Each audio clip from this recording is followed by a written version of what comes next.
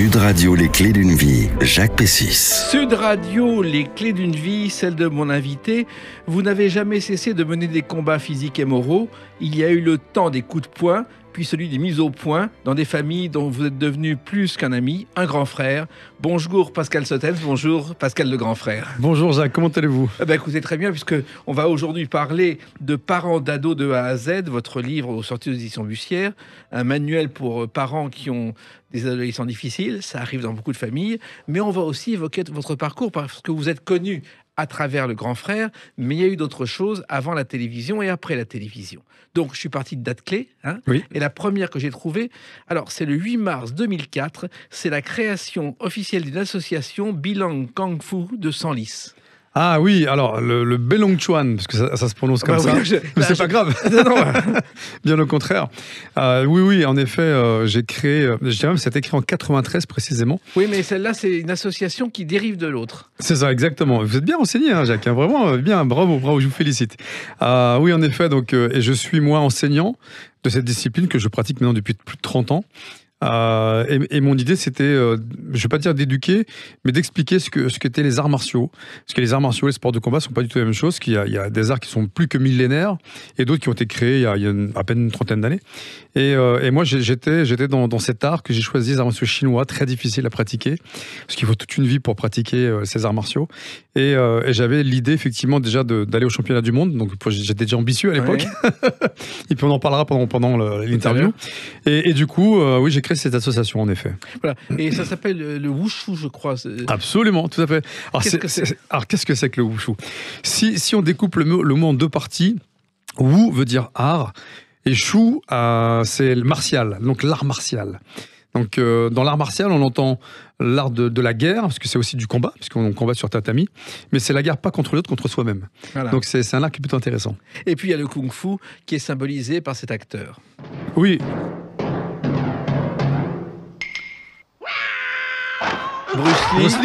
Bruce Lee a fait connaître le kung-fu au monde entier. Mais oui, et tout le monde pensait que c'était du karaté. Oui. Mais Bruce Lee oui, c'est du kung-fu pur, même du Wing Chun, pour vous dire qu'il pratiquait le Wing Chun avec le maître Ip Man. D'ailleurs, il y a eu un film, 3 films sur justement son maître.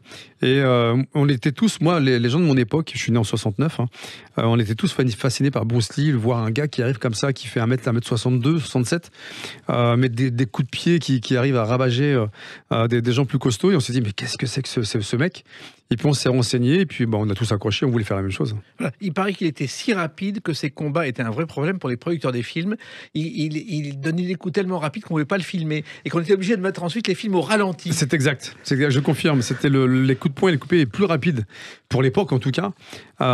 Effectivement, oui, je confirme ça, parce que je me suis bien renseigné aussi sur cet acteur, qui, n'oublions pas, était aussi prof de philo. Oui. Voilà, et danseur aussi de cha-cha, parce qu'il était aussi prof de danse. Alors, le kung-fu, au départ, le karaté, on confond tout.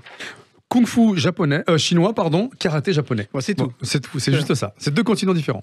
Alors, dans ce club que vous avez créé à Senlis, il y a souvent des jeunes de moins de 13 ans, et des garçons et des filles. Il y a de tout. Alors, étonnamment, moi, j'aime bien parce que les enfants, garçons ou filles, mais les filles sont beaucoup plus sérieuses, plus à l'écoute, plus concentrées. Les enfants sont un petit peu dissipés, les garçons. Et les filles, effectivement, souvent sont de meilleures combattantes que les garçons, parce qu'elles ont un état d'esprit qui est complètement différent. On est différents, bien sûr, nous, les garçons, par rapport aux filles, mais elles sont plus à l'écoute, plus concentrées, elles veulent comprendre rapidement, mais surtout bien faire. Alors qu'un garçon, lui, il veut mettre un coup de pied en l'air tout de suite sans être souple, donc c'est un peu compliqué. Voilà. Alors surtout, on commence très jeune, puisque je crois, Pascal Sotens, qu'il y a eu une Coupe de France à Saint-Maur-des-Fossés, où les 8-9 ans ont remporté des médailles d'argent et d'or. Oui, c'est exact. Oh, mais c'est incroyable ce que vous me racontez. C'est tellement ancien. Oui, à Saint-Maur-des-Fossés, effectivement, dans le gymnase, fameux gymnase, où il y a d'ailleurs un de mes profs qui est là-bas, Tony Dehaas, pour pas le citer, et Roger Itier d'ailleurs, mes 2 profs fétiches, qui sont devenus maintenant des amis, plus que des profs. Et effectivement, oui, j'avais mis tous ces jeunes-là en place, on les a entraînés pendant quelques années, et des résultats plutôt satisfaisants. Donc on est plutôt ravis de voir ces jeunes réussir. Ça prouve qu'on peut être jeune et très vite pratiquer ce sport. Alors il n'y a pas d'âge. Maintenant, aujourd'hui, à partir de 5 ans, voire 8 ans en fonction des clubs. Moi, je sais que je les prends à partir de 8 ans. Mais à l'âge de 5 ans, on peut commencer le wushu, oui. Alors, ce qui est étonnant, c'est que ces sports, donc, qui sont très suivis, il y a beaucoup ne sont pas médiatisés comme le football ou d'autres, Pascal Sotens. C'est bien dommage. C'est bien dommage parce qu'effectivement, les arts martiaux n'ont pas bonne presse.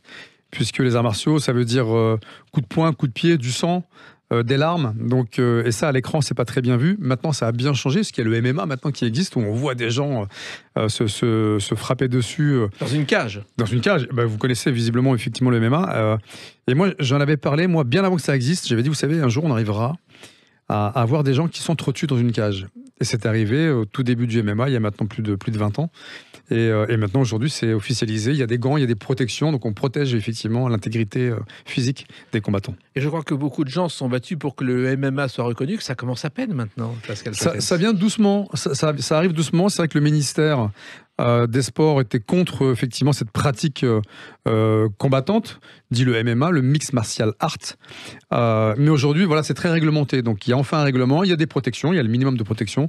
Donc, ça arrive en France. Donc, aujourd'hui, au niveau international, ça marche bien, mais en France, on a un peu de mal. Alors, les combats, il y en a eu d'autres que vous avez menés dans l'enfance, qu'à Creil, vous avez grandi. C'était pas si facile que ça, Pascal. Alors Creil, on connaît cette ville malheureusement à travers la presse, à travers des événements fâcheux. Mais moi j'ai grandi effectivement ce qu'on appelle le plateau de Creil. Donc c'était pas l'endroit le plus fréquentable du monde, mais comme quoi on s'en sort. Oui, mais enfin c'était les prémices de ce qu'ont les quartiers difficiles aujourd'hui. Oui. Alors ce qui est assez étonnant, c'est que, et je le répète assez souvent, moi j'ai grandi avec plein de nationalités. Il y avait de tout, des Espagnols, des Portugais, des Marocains, des Algériens, des Hindous, de tout, mais vraiment de tout. On n'avait pas de problème de mixité sociale, puisqu'on était tous ensemble au même endroit. Mais sauf qu'aujourd'hui, ça a bien changé, puisqu'on crée, je dirais, des clans dans les quartiers. Les Marocains d'un côté, les Algériens de l'autre, les Blacks d'un côté. Enfin, je trouve ça, moi, personnellement, j'aurais pas pu vivre comme ça. Le mélange, pour moi, m'a bien aidé. Oui, en même temps, l'image de Creil en a pâti pendant des années. Oui. Ah oui, Creil a mauvaise presse, même encore maintenant. Et Creil, curieusement, je ne sais pas si vous le savez, est maintenant jumelé depuis 2009 avec Bethléem. Oui, donc on peut espérer un miracle. Ça risque de changer en effet. Et l'enfance était d'autant plus difficile que votre père n'arrangeait rien, je crois. Ah, très difficile. Mon papa qui lui a fait la guerre en Algérie, un esprit très militaire, très dirigeant. Lui, il mettait un point d'honneur sur les valeurs et le respect, le bonjour, le merci, le au revoir. Quand une personne âgée monte dans un bus, on laisse la place. Et je trouve que ce sont des valeurs aujourd'hui qui se perdent, malheureusement. Oui. Malheureusement.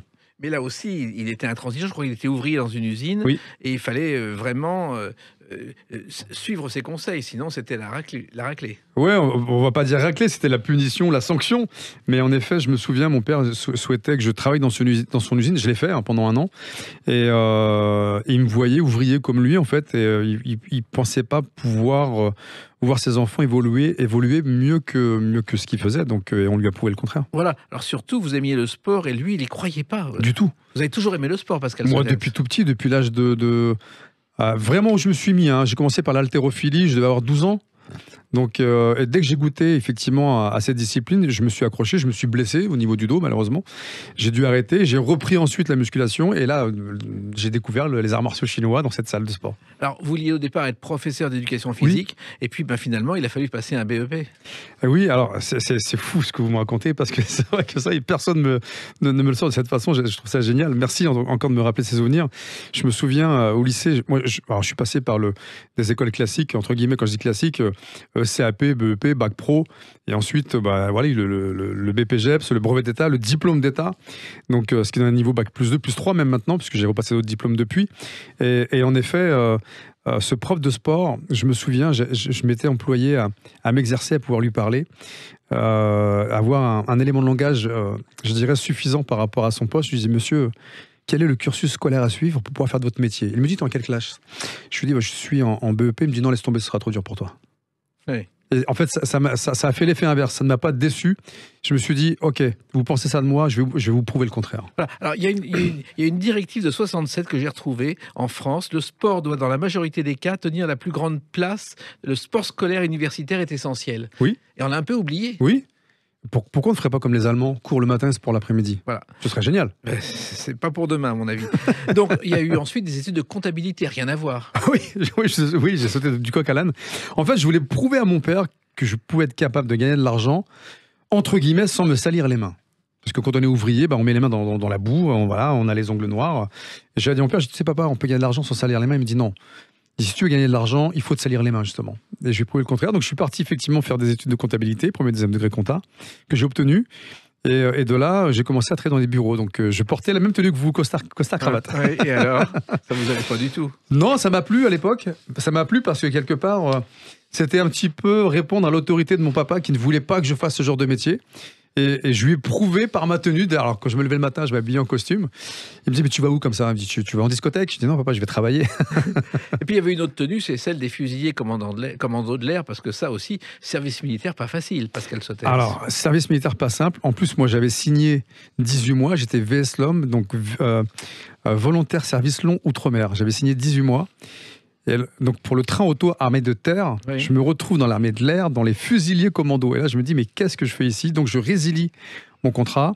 Donc je ne vous dis pas, quand on résilie à l'armée, on n'est pas bien vu. Non, et en plus, ce commando, c'était sur une base qui avait servi à la Luftwaffe pendant la guerre, libérée par les Français, et qui a ensuite été une base spécialisée dans dans les transports de troupes vers l'Indochine et l'Algérie. C'est ça. Donc imaginez, moi j'étais là-dedans.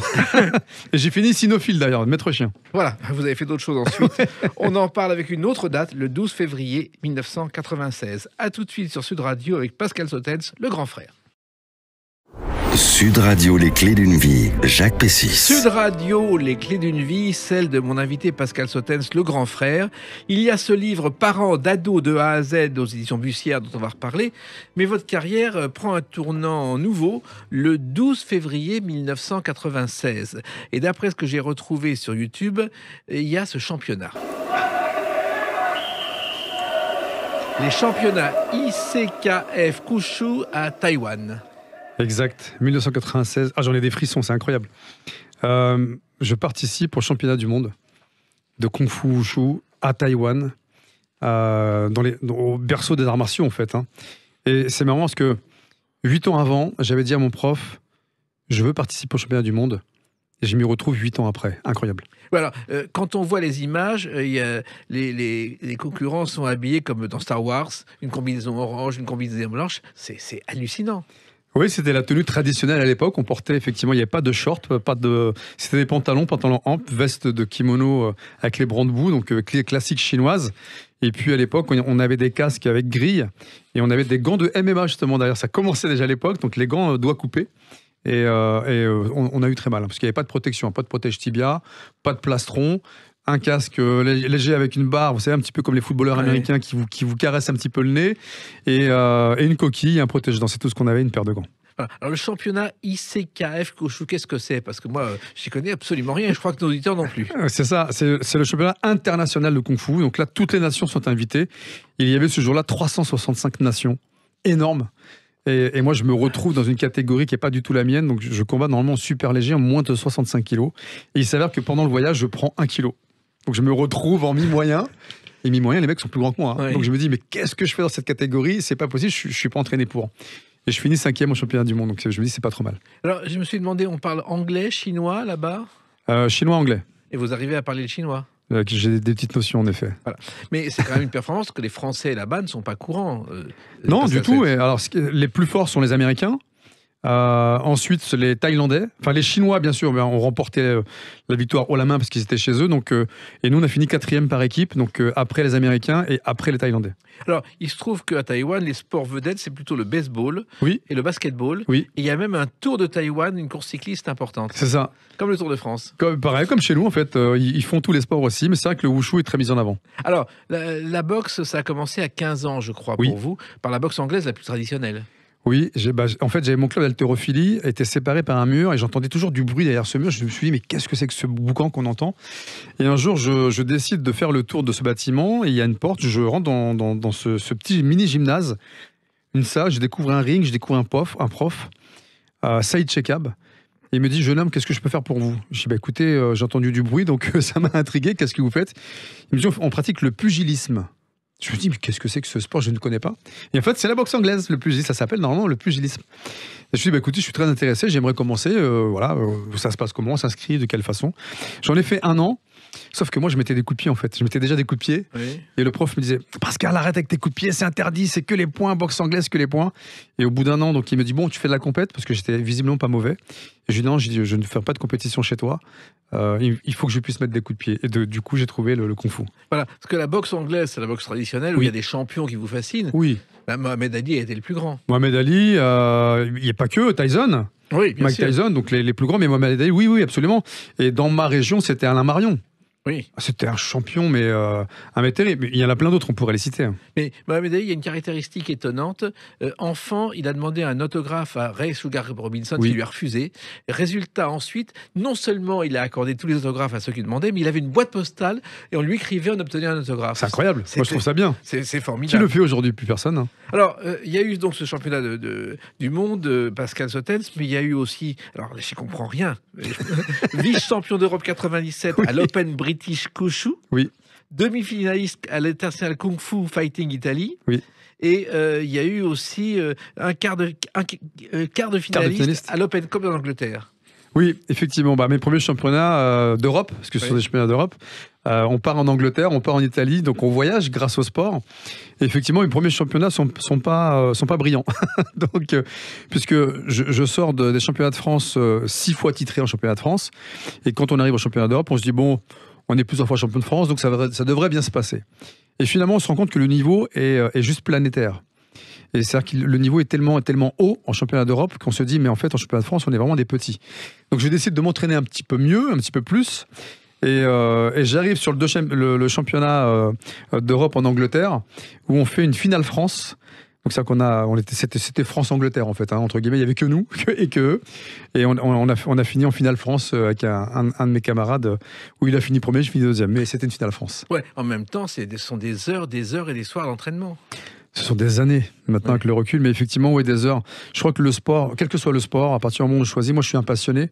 Dès qu'on est passionné, on compte pas le nombre d'heures, on compte pas le temps qu'on y passe. Alors, il y a la compétition, Pascal Oui. Sotens, mais il y a la suite, parce que vous avez été aussi professeur et arbitre. Oui, j'ai fait les deux. Donc professeur, ça c'était mon rêve depuis tout gamin, puisque je rêvais d'être prof de PS. Donc je rêvais d'enseigner. Quelle que soit la discipline d'ailleurs, alors c'est tombé dans les arts martiaux, c'est tombé comme ça. Ça aurait pu être le foot, ça peut être autre chose. Et effectivement, je deviens enseignant, donc je passe mes diplômes pour enseigner. Et ensuite, je crée mon club. Voilà. Et des diplômes pour enseigner avec un sport amateur. Parce que ce sport est amateur. C'est pas le football, on gagne pas sa vie en faisant du kung-fu. Ah, je peux vous garantir que je suis pas riche. Hein. Du sport en tout cas. Mais ça, c'est au-delà de la... Mais j'ai une autre richesse. J'ai la richesse humaine. J'ai la richesse de la reconnaissance de mes maîtres. J'ai la richesse de la reconnaissance de tous ceux qui me croisent autour aujourd'hui, dans la rue, etc. Et il y a un vrai respect. Voilà. En disant, le mec, il a quand même bien bossé, quoi. Oui, mais en même temps, il faut gagner sa vie. Je crois que vous Oui. avez été, Pascal Sotens, vendeur d'alarmes. Oui, exact. Vous avez été commercial dans une agence immobilière. Oui, c'est incroyable. Et c'était pas pour vous, c'était vraiment pour gagner votre vie. J'avais besoin de travailler à l'époque, j'avais besoin de m'acheter une voiture. Je revenais de mon service militaire, il fallait que je trouve un job. Et effectivement, comme j'avais ce premier deuxième degré comptabilité, j'ai même bossé pour Oise Habitat chez moi, où j'étais recouvrement des loyers. Donc Oui. imaginez, je voyais mes voisins qui ne payaient pas le loyer et qui nous faisaient un petit peu une leçon de morale, qui avaient de belles voitures, mais qui ne payaient pas le loyer. Donc ça me faisait assez rire. Oui, et puis quand on est costaud et baraqué, Ouais. on paye le loyer. C'est ensuite. ça. Il faut faire, J'étais rentable, moi, pour Oise Habitat. Ouais. Alors, il y a eu aussi le diplôme d'éducateur que vous avez Oui. passé. Oui. Et surtout, vous avez essayé de travailler dans les mairies. Oui, absolument. C'est venu comment, ça, Pascal Sotens? Cette envie d'aider l'autre, en fait. Moi, j'ai toujours, dans mon quartier, là où j'ai grandi en tout cas, j'ai horreur de l'injustice. Et dès qu'il y avait une bagarre, dès qu'il y avait quelque chose, je descendais de mes 4 étages, de mon HLM, pour essayer de résoudre et d'arrêter ces bagarres et essayer de comprendre pourquoi il y avait ce genre d'altercation. Et ça m'a toujours habité, ça, en fait. Donc, vous dire d'où ça vient. Et je crois que c'est mon prof d'altéro qui m'a mis le pied à l'étrier. Monsieur Jean-Marie Abira, un ancien policier à la retraite, réunionnais, qui me dit un jour, j'ai 15 ans, il me dit, Pascal, tu fais quoi cet été? Je dis, écoute, nous on part pas, on n'a pas de sous, donc on part pas en vacances. Hein. Et il me dit, écoute, est-ce que ça t'intéresse d'en gagner un petit peu et de donner des cours d'altéro aux jeunes de quartier? Je dis, oui, je dis, si tu veux. Et j'ai commencé comme ça. Et ça m'a passionné. Le fait d'expliquer aux autres. Alors, l'haltérophilie, imaginez, je sais pas, pour l'époque, hein, l'haltérophilie se porte en tenue de lutteur avec des chaussures de bowling. Oui. Imaginez l'allure. Donc moi, j'étais habillé dans ma tenue dite traditionnelle d'altéro. Et on m'a vite fait comprendre que c'était pas la bonne tenue. Donc après, je venais en survêt comme un prof de sport. Voilà. Et il y a eu un parcours, je crois qu'il y a eu comme ville Villers-Saint-Paul, Oui. Nogent-sur-Oise. Oui. D'ailleurs, il y a un décathlonien très célèbre qui s'appelle Laurent Hernu. À Laurent Hernu, que je connais très bien. Qui s'entraîne au stade de Nogent en permanence. C'est ça, Marie Curie. Voilà. Et puis finalement, Senlis, vous êtes arrivé à Senlis. Directeur service jeunesse. Voilà. Je passe mon concours pour rentrer effectivement dans la fonction publique. Et de là, je passe un autre concours de directeur service jeunesse. Et j'obtiens cette place qui me tient à cœur. Et là, je me retrouve dans un service où je gère les 13-18 ans. Et là, je suis dans mon corps de métier. Ça y est, c'est parti. Oui. Et qu'est-ce que c'est être responsable du service jeunesse? Parce que, Alors, c'est d'une part gérer des animateurs avant de gérer des jeunes. D'autre part, c'est de mettre en place différents moyens pour qu'on puisse les aider scolairement parlant, donc ce qu'on appelait l'étude après l'école, de leur faire découvrir différentes disciplines sportives également, parce qu'ils goûtaient un petit peu à tout. Et moi, j'avais trouvé des arrangements avec le club d'haltérophilie, de musculation de l'époque de Senlis, le club de tennis, de natation, etc. Et tous les jeunes bénéficiaient, tous, mais vraiment tous, pour 1 euro symbolique. Ils pouvaient s'entraîner toute l'année dans toutes les associations de la ville. C'était incroyable. Et il y avait de plus en plus d'installations qui se sont faites au fil des années. Je crois que le vélodrome Turquet de la Boisserie est le plus ancien en service en France et il sert aussi de stade d'athlétisme. Exact, c'est exact. Qui existe encore aujourd'hui, d'ailleurs, en plus. Mais il faut gérer tout ça. C'est une passion et c'est beaucoup de temps parce que les jeunes ne sont pas toujours faciles. Alors, les jeunes ne sont pas simples, j'en ai eu des très durs, j'en ai des plus cool. Quand il fallait les emmener dans des petits séjours tels au ski, en bord de mer, etc., c'est compliqué parce qu'ils veulent leur liberté, sauf que nous, on est là, on est le gardien de leur liberté.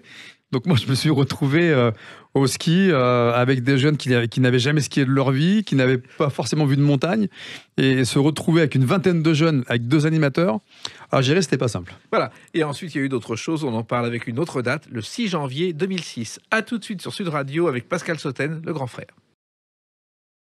Sud Radio, les clés d'une vie, Jacques Pessis. Sud Radio, les clés d'une vie, mon invité Pascal Sautain, le grand frère, le livre Parents d'ado de A à Z aux éditions Bussière. On va en parler tout à l'heure, mais pour l'instant, le 6 janvier 2006, c'est la première de ce rendez-vous. Tu réclames des thunes à ta mère? C'est quoi de tes journées? Rien. Ah, rien. Donc toi, tu fais rien? Pascal, Tu le bosses grand pas frère, qui a changé votre vie. De façon incroyable. Je ne pensais pas que déjà que cette émission allait durer aussi longtemps. Et j'étais assez surpris d'être sélectionné lors d'un casting qui ne vient pas de moi en plus. Donc là, je vais citer un nom, je le cite tout le temps, c'est Marc Voisin, Marco, mon pote, avec qui j'étais au lycée pro. Et on se retrouve une bonne dizaine d'années plus tard, après mes études, parce que lui, il avait décidé d'arrêter et moi de continuer. Et on se retrouve dans une grande surface. J'entends mon prénom, je me retourne, je vois mon pote d'enfance en fait. Je lui dis, Marc, qu'est-ce que tu fais là, Marco? Et on se retrouve, il me dit, ouais, il faut que je t'emmène dans des émissions, tu vas voir, je fais le big deal, je fais plein de trucs, je m'éclate, il faut que tu viennes avec moi. Je dis, non, écoute, moi ça m'intéresse absolument pas, laisse-moi tranquille. Moi je travaille pour ma mairie, ça suffit. Et il m'embarque sur une émission qui s'appelait à l'époque Les Champions du Rire avec Julien Courbet et Jean-Marie Bigard. Je participais à cette émission. Il y a quand même 100 000 euros à gagner. Alors, j'ai rien gagné. Et quelques mois plus tard, puisque j'étais casté, donc filmé, une production m'appelle, me dit, vous êtes bien Pascal Sautain, vous êtes bien éducateur? Je dis, oui, mais qui m'appelle? Il dit, bah, écoutez, TF1, machin. Je dis, je ne vous crois pas, j'ai raccroché. Ils m'ont rappelé, je leur ai dit, bah, écoutez, envoyez-moi une convocation et je viendrai. J'ai reçu une convocation TF1 avec l'emblème de TF1, incroyable.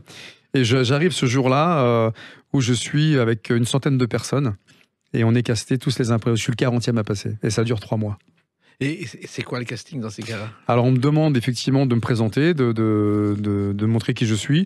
Ensuite, on me demande de jouer un espèce de rôle où une journaliste, 2 journalistes jouent le rôle d'une maman et d'une jeune fille. Et le rédacteur en chef joue le rôle du papa. Il me dit, voilà, si on fait un jeu de rôle, comment vous allez réagir dans telle ou telle situation? Et là, la jeune journaliste commence par, ouais, moi, ma mère me fait chier. Et là, je sais pas pourquoi, je suis rentré dans mon rôle d'éduc. Donc j'ai oublié les caméras, j'ai tout oublié. Et là, je lui dis, attends, déjà dans la bouche d'un homme, parler comme ceci, c'est juste inacceptable. Mais dans la bouche d'une fille, alors c'est improbable. J'ai dit, je saigne de l'oreille, je saigne du nez. Là, tu me fais signe de tous les orifices, donc tu vas pas parler comme ça. Et je suis rentré dans mon rôle. Et là, ils ont été subjugués par ma prestance parce que j'étais sûr de moi. Et j'ai remis cette journaliste qui, pour moi, est devenue une ado en fait. Oui. Je sais pas, il y a une espèce de transformation comme ça, et voilà, ça a commencé comme ça. Et 3 mois plus tard, on vous a dit, c'est vous. C'est moi, oui, ouais, je triche pas. Le grand frère, c'était comme ça? C'était le grand frère au départ? Alors au départ, c'était le grand frère. Lorsqu'on est passé à la télé la première fois, effectivement en 2006, les Anglais nous ont appelés parce qu'il y a une émission qui s'appelle Big Brother en anglais, Oui. en Angleterre. Et Big Brother, en fait, c'est Secret Story. Oui. Donc on nous a dit Big Brother en français, c'est pas possible, c'est-à-dire le grand frère, donc vous ne pouvez pas appeler cette émission le grand frère. Donc j'ai là Julien Courbet me contacte, il me dit écoute Pascal, on est très embêtés. Soit on arrête l'émission, soit on trouve un autre titre. Et on a l'idée brillante de mettre mon prénom. Je dis je m'appelle Pascal, tu mets Pascal le grand frère. Oui. Il me dit ça te gêne pas? Je dis non, vas-y, au contraire. Donc on a mis Pascal le grand frère. Et de là, les gens m'appelaient enfin Pascal, parce qu'ils m'appelaient tous le grand frère dehors, donc je perdais un petit peu de mon identité. Alors, vous retrouvez comme ça à la télévision, vous l'imaginez pas un jour ou l'autre? Non, jamais. J'ai jamais pensé. Et déjà, j'étais loin d'être pris parce que je vous assure, quand je suis arrivé sur le casting, j'étais habillé en rouge, pull rouge. Alors, le truc pas voyant, le truc qu'il faut éviter. Hein. Pull rouge. J'étais un petit peu costaud à l'époque, donc moulant, parce que voilà, quand on fait de la musculation, on s'habille toujours en moulant. On ne sait pas pourquoi, c'est comme ça. Et je me suis dit, mais je ne serai jamais pris. Et quand le rédacteur en chef me dit, on va vous rappeler.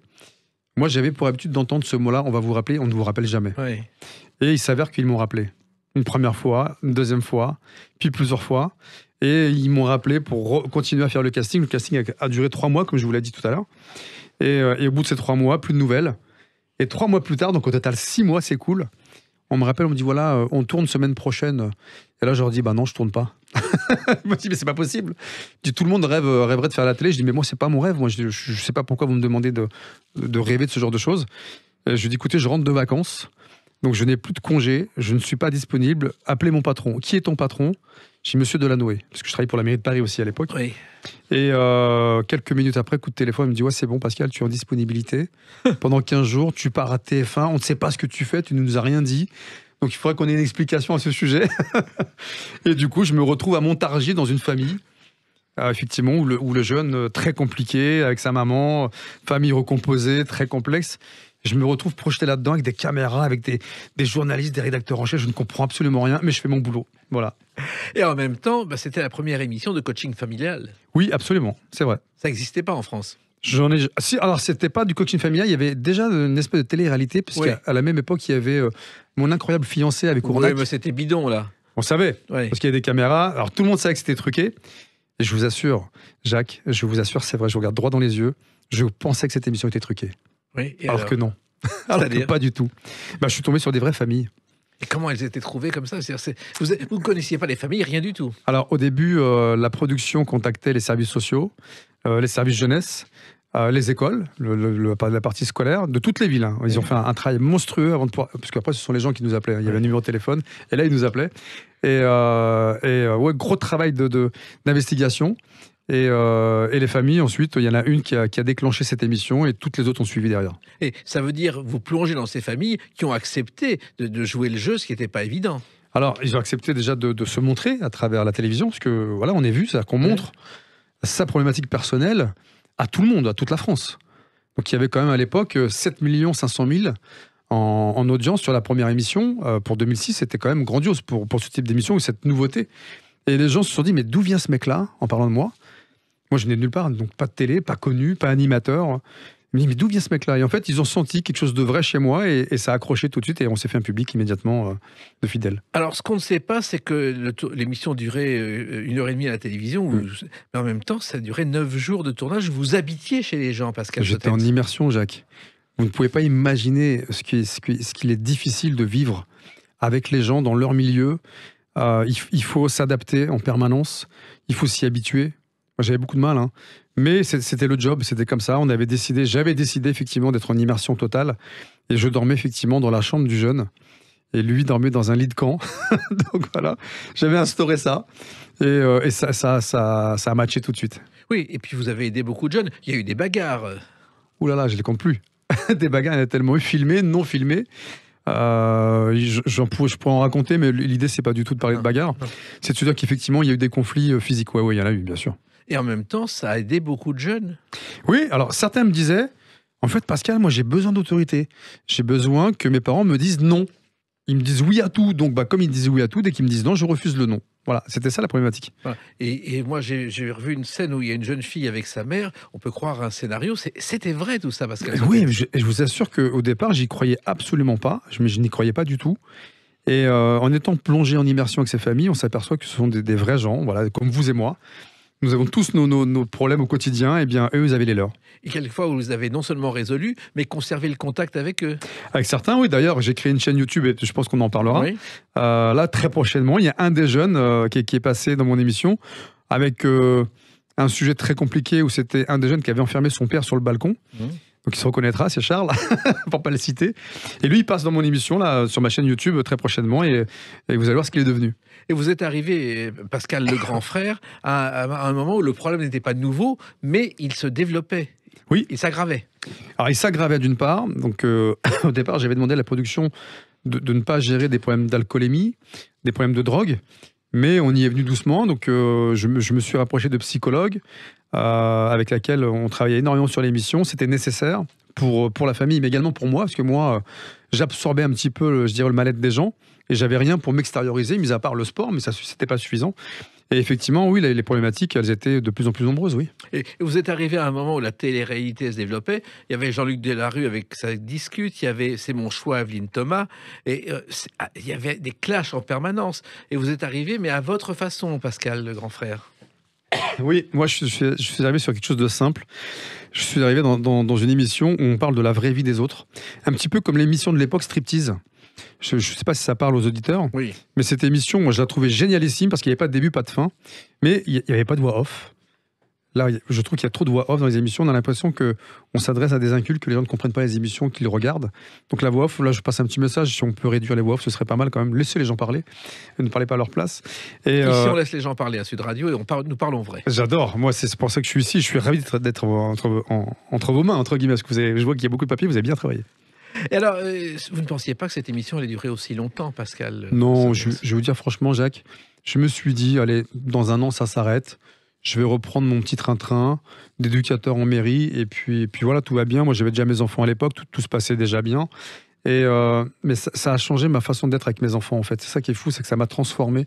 Ça a transformé ma façon d'éduquer mes propres enfants en me disant, oh, faut pas que je fasse ça, comme ça, parce qu'il va peut-être se passer ça chez moi. Et en fait, je me suis servi de ces familles, les 152 familles quand même, hein, c'est pas rien. Chaque expérience m'ont servi, moi, à changer ma façon d'être avec mes enfants. Et 152 familles, vous êtes entrés sans savoir ce que vous alliez faire. Alors attention, la première année, on y allait un petit peu comme ça à l'aveugle. Hein. Et les années suivantes, non, il y avait un travail d'investigation comme vous, un gros travail d'investigation. On se renseignait déjà s'il y avait effectivement des problématiques liées à la police, gendarmerie, parce qu'on ne peut pas se substituer à la loi. Il y avait ça. Ensuite, problème de drogue, problème d'alcool, problème de violence à la maison ou à l'extérieur. Scolaire aussi. Est-ce que le jeune était scolarisé ou déscolarisé? Si c'était le cas, quel type de comportement il avait à l'école? Donc nous, on appelait les écoles. On avait les bulletins scolaires des jeunes.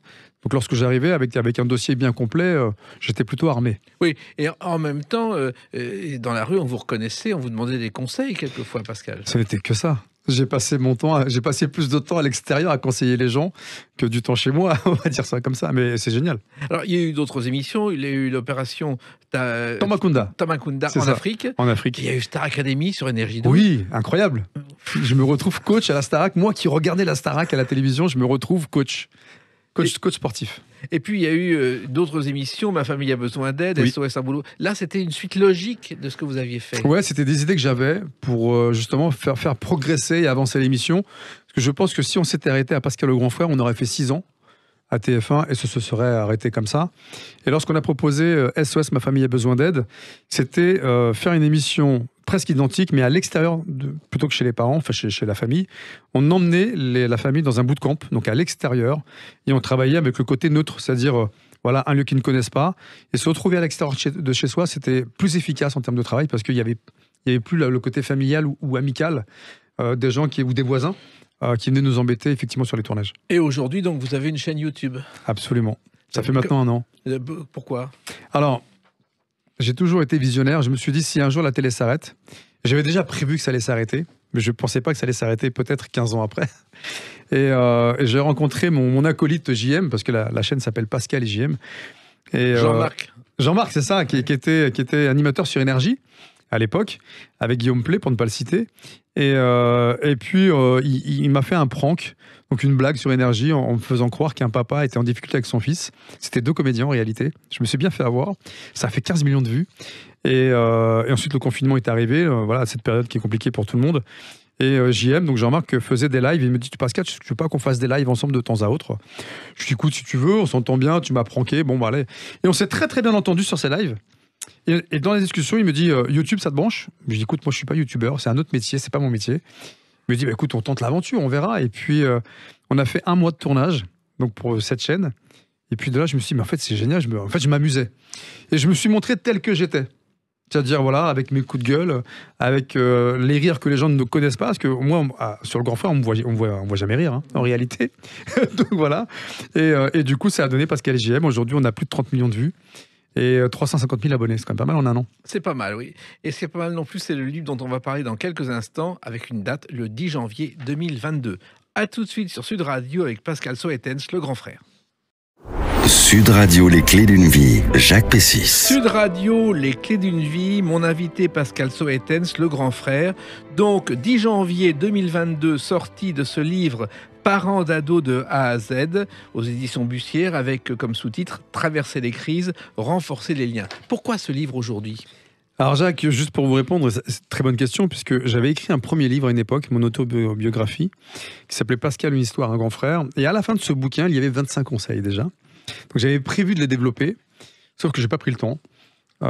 Étant beaucoup à la télé et dans plein d'activités, je me suis dit un jour j'écrirai ce bouquin.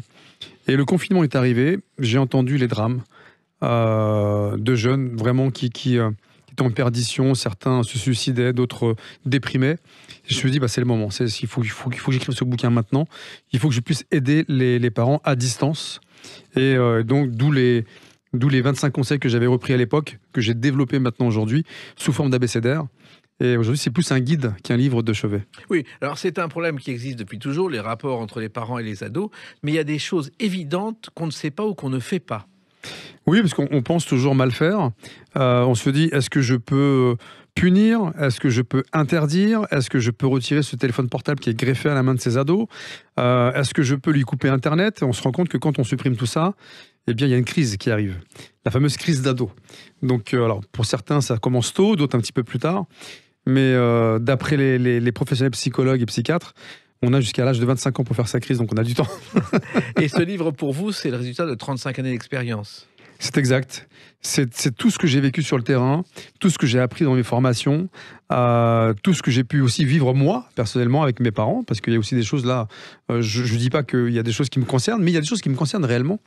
Le manque de câlin, par exemple, le manque d'amour, le mot « je t'aime », moi, j'ai pas connu ça, j'ai pas entendu ça, j'ai entendu ça très brièvement, il n'y a pas très longtemps d'ailleurs, puisque mon papa maintenant est décédé, et ma maman me l'a dit il y a à peine 10 ans, donc j'ai 52 ans, donc c'est tout récent pour moi, ces mots-là. Et puis, il faut apprendre à se poser les bonnes questions et on devient parent avec le temps. Oui, alors ce n'est pas un métier, devenir parent. Il n'y a pas d'école pour cela. Et on apprend avec sa propre expérience. Et je crois que surtout, c'est que certains parents sont encore blessés. Leurs propres blessures ne sont pas soignées. Et on essaie d'élever des enfants avec nos propres blessures. Parfois, il faut d'abord se soigner avant d'avoir des enfants, mais ce n'est pas évident. Et les ados difficiles sont de plus en plus nombreux ? Alors, ils sont de plus en plus nombreux et ils sont de plus en plus difficiles. Cette génération-là, et je dis ça à chaque nouvelle génération, j'ai l'impression d'être un vieux, cette génération est compliquée. La génération je sais tout, je ne veux rien faire, je ne veux plus aller à l'école, je ne veux plus apprendre, mais je veux gagner beaucoup d'argent. Voilà, cette génération qui moi me dépasse, c'est juste insupportable. Vous en voyez beaucoup autour de vous ? Beaucoup trop. Oui. Beaucoup trop. Alors il y a quand même une évocation très insolite qui rappelle un film dans ce livre.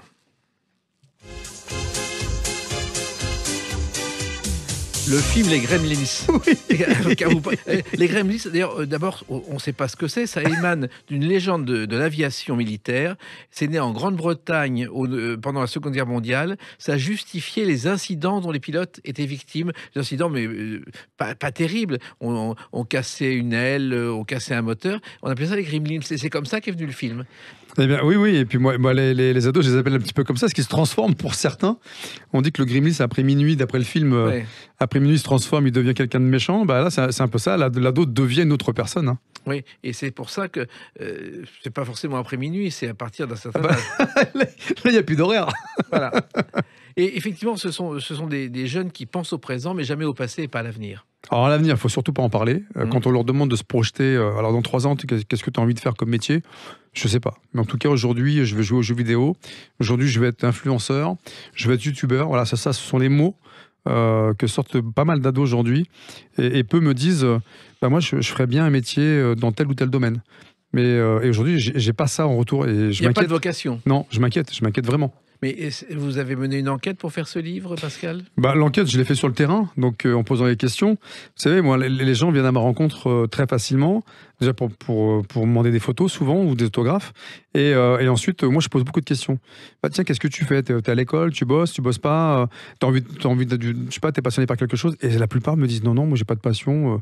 Ouais, ma passion, c'est mon portable, en fait. Voilà. Ah oui, et le portable, les jeux vidéo, tout ça. C'est que ça. C'est que ça. Ou le YouTube, les jeunes regardent. Ah, ils ne regardent plus la télé, ça c'est fini. Cette génération, ils regardent YouTube maintenant. Donc je me dis, bon, étonnant. Ils voient votre émission. L'avantage, c'est qu'ils la regardent, oui.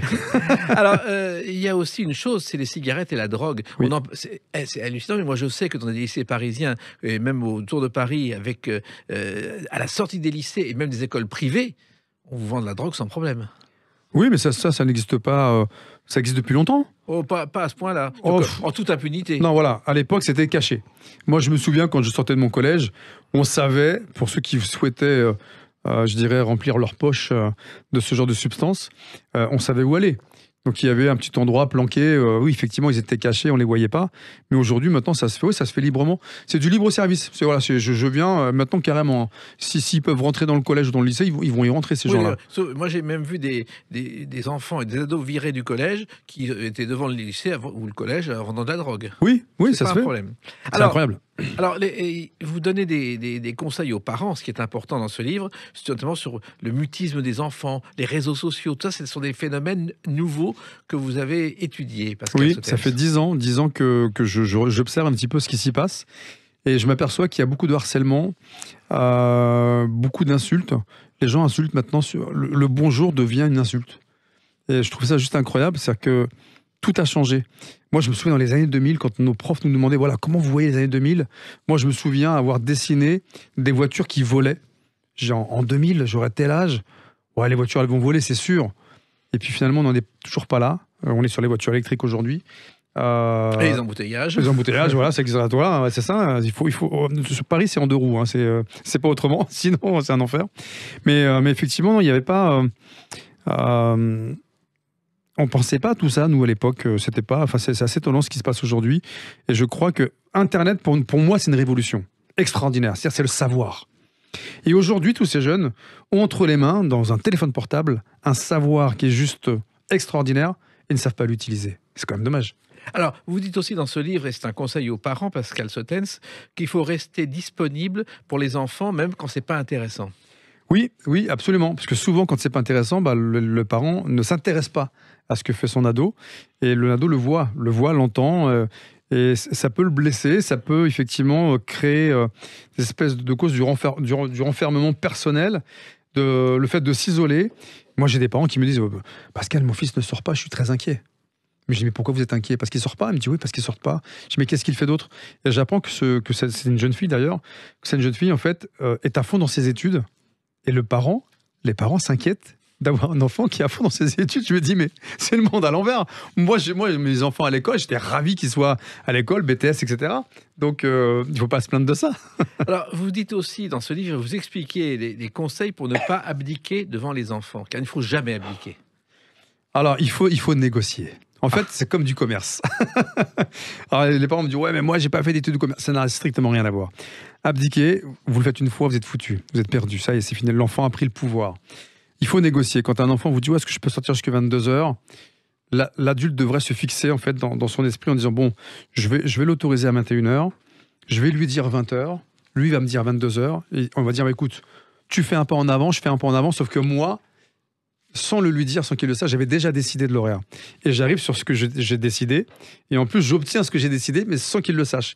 C'est ça, en fait. Mais il ne faut surtout pas abdiquer. Non, bien sûr que non. Et ce livre, finalement, ce sont des choses que tout le monde devrait savoir, oui. Mais finalement, qui ne sont pas appliquées. C'est pour ça que vous l'avez fait, ce livre, Pascal Sotens. Bah oui, parce qu'en fait, comme c'est écrit, on se dit, comme c'est écrit, on peut le faire. Alors, j'ai peut-être oublié plein de choses, hein. Oui.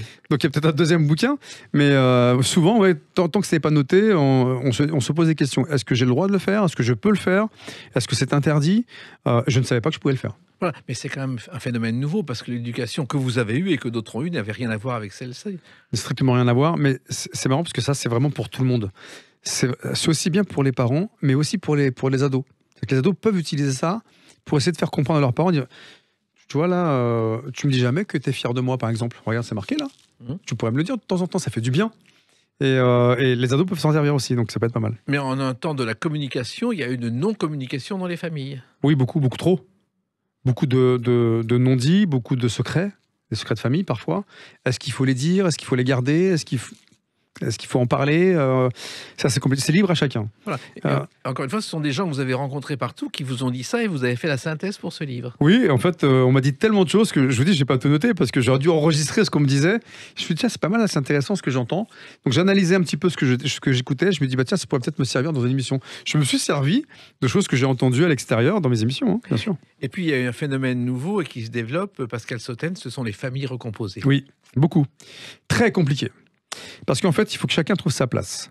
Et souvent, la belle-mère ou le beau-père veut très souvent jouer le rôle du papa ou de la maman. Et là, vous avez face à vous un ado qui vous dit « T'es pas mon père, t'es pas ma mère, t'as rien à me dire ». Quelque part, il n'a pas tort. Mais il y a peut-être d'autres façons de le faire. Donc, il y a une approche différente. Quand on est une famille recomposée, il faut que chacun se retrouve à la bonne place, tout simplement. Et puis, il y a une expression que vous citez, Pascal Sautain, qui est entrée dans le langage courant, c'est « franchement, t'abuses ». Ouais. Non, c'est vrai. À partir du moment où un parent va refuser un truc à son enfant, l'ado répond souvent ouais, franchement t'abuses, je te demande pas, c'est pas compliqué quoi, tu pourrais dire oui. Ouais mais si c'est non en fait. Et oui finalement l'ado est souvent dans lui la négociation, ce que n'est pas le parent. Ce que ne fait pas le parent. Et il y a une série qui s'appelle Mère et fille, je ne sais pas si vous la connaissez à la télévision, qui a été faite avec une jeune fille de 14 ans, Barbara, qui avait sa crise d'adolescence avec sa mère divorcée. Cette série a été faite par Disney Channel en France et a fait le tour du monde. Ça prouve que le phénomène existe. Et vous savez, je pense même que cette émission aujourd'hui a peut-être lieu de revenir. Qui sait? Oui. Peut-être que je suis de retour bientôt. Vous serez peut-être de retour à la télévision. Peut-être, qui sait.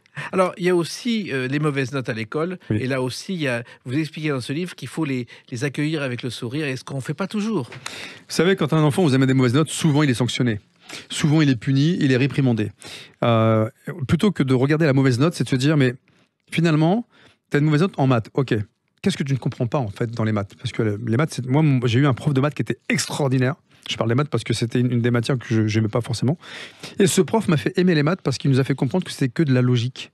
Et que c'était pas juste apprendre des formules de Pythagore, etc. Mais c'est vrai. Et je me dis que il faut comprendre que l'échec, parfois, de la note existe. Et il vaut mieux accueillir cet échec et le transformer en quelque chose de positif en disant bon, t'as pas compris cette matière-là, qu'est-ce que je peux faire pour t'aider? Qu'est-ce que tu ne comprends pas? En fait, dans la classe, il y en a toujours un qui parle, on comprend pas, j'ai pas le temps de prendre des notes, donc je comprends pas, j'ose pas lever la main pour poser des questions au prof. Moi, j'ai vu ça. Des gamins qui n'osent pas lever la main parce qu'ils ont peut-être honte. Et je dis souvent, moi j'ai souvent dit à mes enfants, pose la question, ils me disent ouais, mais des fois, je passe pour un imbécile. Je dis non, parce que ta question va aider d'autres personnes qui veulent pas lever la main. Donc pose-la. Et puis, il y a un autre phénomène important, c'est-à-dire que, je vous explique, quand on pénalise les enfants, on se pénalise soi-même. Par exemple, on ne peut plus jouer à la PlayStation. Ça fait partie d'une de mes expériences. J'avais dit à mes enfants, les gars, l'école, ok, mais toute note inférieure, enfin, toute moyenne inférieure à 10, sanction. Et un jour, un de mes fils me ramène, écoutez bien, un 9,95. C'est pas 10. Non. Et il me regarde, il me dit, papa, 9,95. Je dis, ah. Et moi, quelque part, voilà, je me dis, soit je tiens ma parole et je reste crédible dans ce que j'ai annoncé dès le départ, soit je dis, bon, allez, pour 0,05 points, ça va. Non. En fait, j'ai sanctionné, je dis, écoutez, les gars, PlayStation, hop, on supprime. À l'époque, c'était pas la PlayStation, c'était d'autres marques, Nintendo, tout ça. Et sauf que moi, j'ai joué avec eux. Oui. Donc, je me suis auto-pénalisé. Et ça a duré 3 mois, l'histoire. Un trimestre complet. Ce qui est assez étonnant dans cette histoire, c'est que mes enfants, au bout d'un mois, m'ont dit, papa, tu sais, finalement, c'est bien. Parce que là, maintenant, on est plus attentif à l'école parce qu'on joue moins. Là, je me dis, ah ouais, en fait, ils ont compris d'eux-mêmes la sanction, qui était au début une punition un peu pénible. Oh, on peut plus jouer, qu'est-ce qu'on va faire? On va trouver d'autres choses à faire. Hein. La lecture, d'ailleurs. Et pour ma part, je me suis sanctionné. J'avais pas pensé du tout à ma propre sanction, en fait. Voilà. En tout cas, la sanction, elle est positive avec ce livre Parents d'ados de A à Z. En attendant d'autres choses, parce que je suis sûr que vous allez continuer maintenant. Oui, il y a le théâtre qui arrive. Là, il y a une pièce qui est en cours. On va commencer à reprendre, puisqu'avec les événements actuels, c'était impossible. On est en train de réfléchir à refaire l'émission. Donc là, je travaille avec d'autres producteurs. Donc voilà, sur une émission différente, mais toujours dans l'entraide. Hein. Et voilà, donc, et ma salle de sport qui est toujours d'actualité. Et ben voilà, et ce livre, Parents d'ados de A à Z chez Bussière, que je recommande à tous les parents qui ont des ados. Merci beaucoup, Jacques. Merci Pascal, et puis continuez ainsi, restez musclés. Merci. Les Clés d'une vie, c'est terminé pour aujourd'hui. On se retrouve bientôt. Restez fidèles à l'écoute de Sud Radio.